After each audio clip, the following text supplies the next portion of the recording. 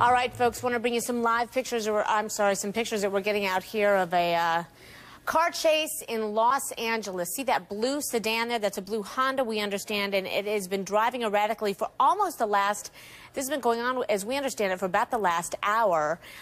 This is the Upper San Fernando Valley area, just so you know, and this car has kind of been out of control, actually traveling the wrong direction on several surface streets.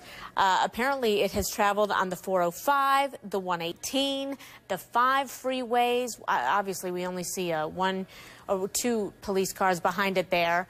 But we want to go to Steve Carty. He's a former motorcycle policeman. Steve, thank you so much for being with us. When you've got a car, let me ask you about this scenario. When you've got a car, and we don't know why police began this pursuit. We need to point that out. We don't know how many people are in the car, but when you have a car that's driving it as erratically as this one is, the wrong way on surface streets, and as you just saw there, just went through an intersection, and an accident could have happened there with that car coming through. What is the protocol for police? Well, he's traveling at a rather high rate of speed. You see there that he almost had a collision with another vehicle. Right. He's running from the police for a reason, and he's doing so in a very reckless manner. But they do have police cars in pursuit. And now, when you get to surface streets, because obviously we were talking about how this car, we understand, and it's been going on for an hour again, was on several main artery freeways, we should point out. And here he goes through another intersection without any regard to anybody. Now he's turning all over the place here. Looks like maybe police would be thinking about a pit maneuver of some sort. Well, it's a little bit dangerous to do the pit maneuver right now because of the high rate of traffic that we have, or the high volume of traffic that we have here. What they'll probably want to do is get some cars up ahead and possibly use the strips on him to slow him down and make him less likely to injure someone. Steve, are you watching this with us? I've got it on right now. It looks like they may, it looks like he slowed down. He did slow down a little bit. It is really disconcerting, though, to see him swerve to the other side of the road, going in the wrong direction, because you never know. Obviously, we don't have a wide shot to know what's coming up. Right. But can you, in any way, give us an indication of how fast you think they might be going at this point? Well, right now, he looks like to be traveling at about 40 miles per hour, just based upon the view that we have from the camera. But earlier, he was traveling much faster. And the faster he goes, that's a 3,500-pound death machine if he crashes into someone. You know, it's interesting that as he does kind of blow through these intersections, oh, okay, here we go. It looks like the police officer was coming up on him again. The other cars, everybody else has stopped. I mean, are they giving out over the radio warnings, obviously, on where this car might be as people may be driving in those particular areas? Yeah, I've been in L.A. during pursuits like this, and it is typical for the local media, the local radio stations to follow that, and they may be giving a blow-by-blow on where they are, or it could be just that it's the luck of their travel time that they are hitting these intersections when traffic is at a slow pace. Okay, here he goes, taking another left-hand turn. Oh, is he going to... It looks like he's slowing down. We really can't gauge what he's going to do, being on these surface streets.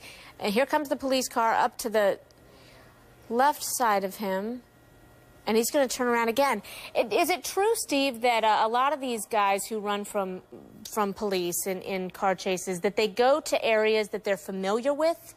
Yeah, they do, and many times it also happens that they're in areas that they're not familiar with, based upon how eager they are to get away, and how this person, his maneuvers and the way he's driving almost makes me believe as though he's certainly intoxicated to some degree, whether by drugs or by alcohol.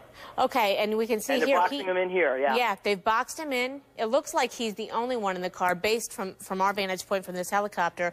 Police obviously have their guns drawn. Yeah, here we go. He's given up. His hands are coming out. The officers are approaching the car. They're ordering him out. They're ordering to keep his hands view. The other officer's checking the rear of the car for any occupants. We don't know if this vehicle... Oh, and there goes the car. Yep. Okay, so obviously and the car just backed up into the police car. And we're going to have a little bit of a... okay, they got him outside on the ground. Car's going to move. The officer's going to...